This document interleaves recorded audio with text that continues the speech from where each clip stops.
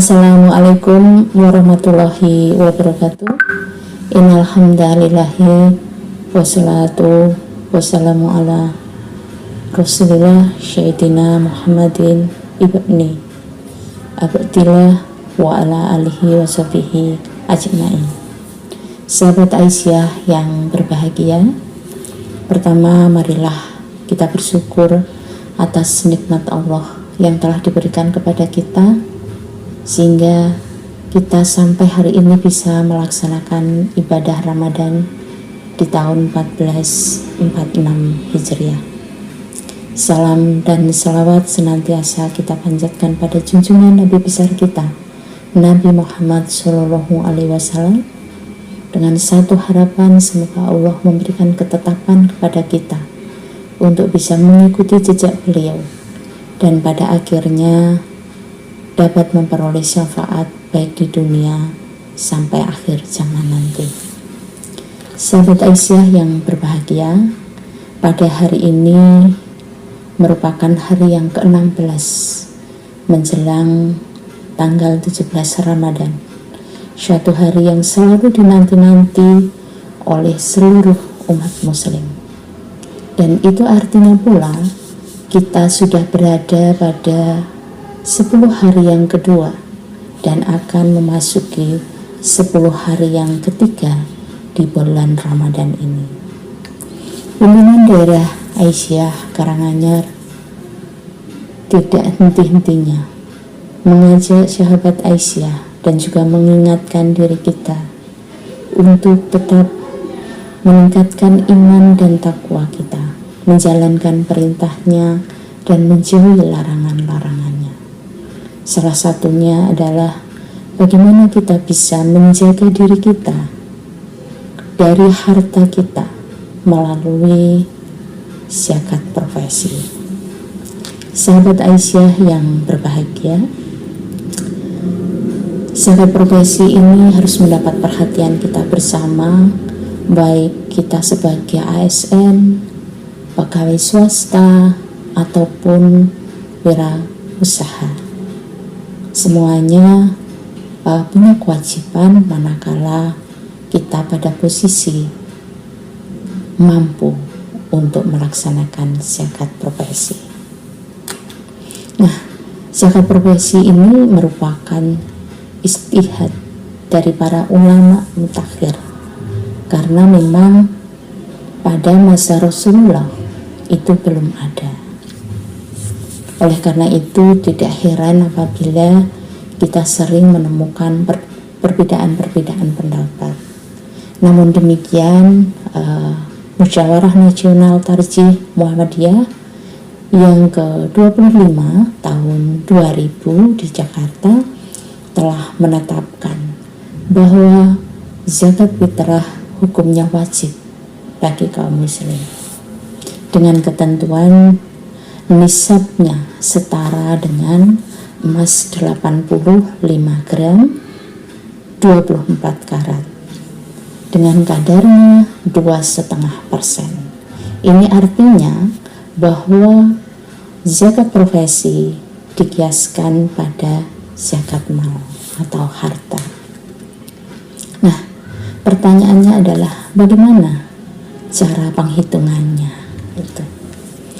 Saat ini pengeluarannya mengacu pada pendapat bahwa zakat profesi itu dikeluarkan setelah dikurangi biaya yang ma'ruf atau yang pokok, biaya kebutuhan pokok. Nah, biaya kebutuhan pokok ini termasuk pangan, sandang, papan, kesehatan, transportasi tentunya, dan ukurannya dengan uruf masing-masing daerah. Dan tentunya kebutuhan pokok ini juga dikembalikan kepada masing-masing pribadinya.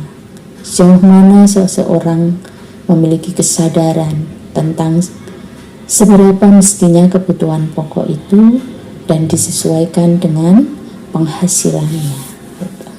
Nah, pernyataan tentang kelapangan atau kesanggupan di sini mendasar pada salah satu firman Allah di dalam surat Al-Baqarah ayat 219 yang artinya wa yas'alunaka madza yunfikun qul alfa kadzalika yubayyinullahu lakumul ayati la'allakum tatafakkarun.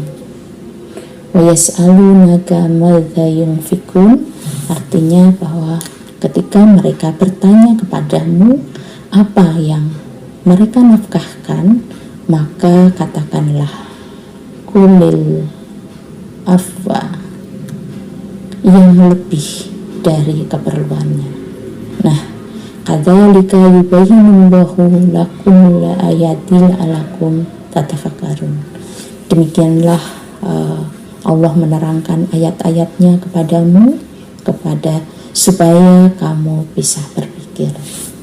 Nah, sahabat Aisyah yang berbahagia, dalam hal ini Ibnu Katsir dalam tafsirnya menyebutkan bahwa menurut Ibnu Abbas, al-afwa adalah sesuatu yang lebih dari kebutuhan keluarganya.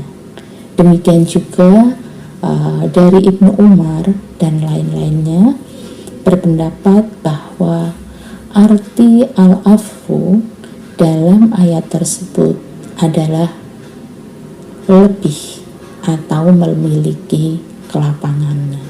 Nah, makna kelapangan ini dijelaskan di dalam hadis yang diriwayatkan oleh Ibnu Jarir yang bersumber dari Abu Hurairah. Suatu ketika ada seorang laki-laki yang datang menghadap Rasulullah dan matur, "Wahai Rasulullah, saya memiliki 1 dinar." Maka Rasulullah menjawab, "Nafkahkanlah untuk dirimu sendiri." Nah, laki-laki itu bertanya lagi, "Wahai Rasulullah, saya mempunyai 1 dinar lagi." Maka Rasulullah menjawab, "Nafkahkanlah untuk keluargamu."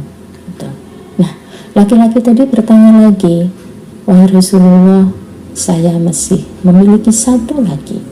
Maka Rasulullah menjawab, "Nafkahkanlah kepada anakmu." Nah, selanjutnya laki-laki tadi masih bertanya lagi karena masih memiliki 1 dinar lagi. Maka Rasulullah menjawab, "Kau berarti sudah dalam keadaan memiliki kelapangan." Nah, berdasarkan hadis tersebut dapat dipahami bahwa setelah seseorang memiliki kemampuan atau kelapangan, itu karena telah menafkahi dirinya dan keluarganya.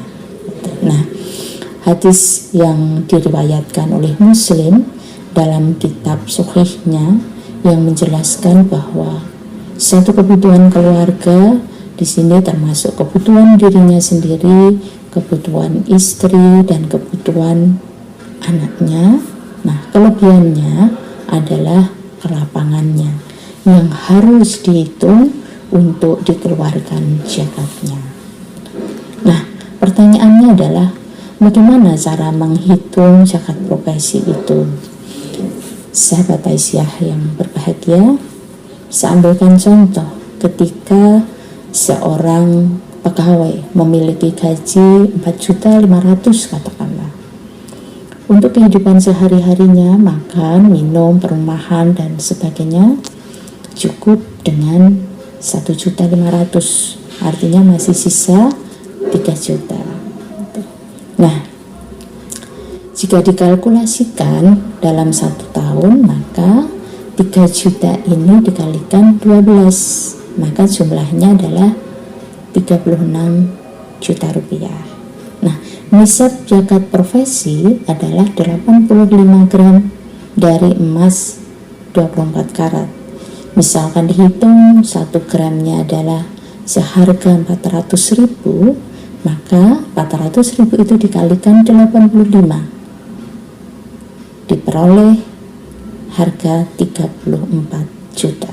Nah, artinya ketika seseorang memiliki gaji yang sisanya dalam 1 tahun itu adalah mencapai 36 juta, maka itu termasuk memiliki kelapangan karena sudah di atas 34 juta. Dengan demikian, orang tersebut harus mengeluarkan zakat profesinya dengan hitungan 12 kali 2,5% kali 3 juta, hasilnya adalah 900.000 rupiah untuk dikeluarkan setiap tahunnya. Demikianlah, semoga bermanfaat. Nasrun minallahi wa fathun qarib wa basyiril mu'minin. Wassalamualaikum warahmatullahi wabarakatuh.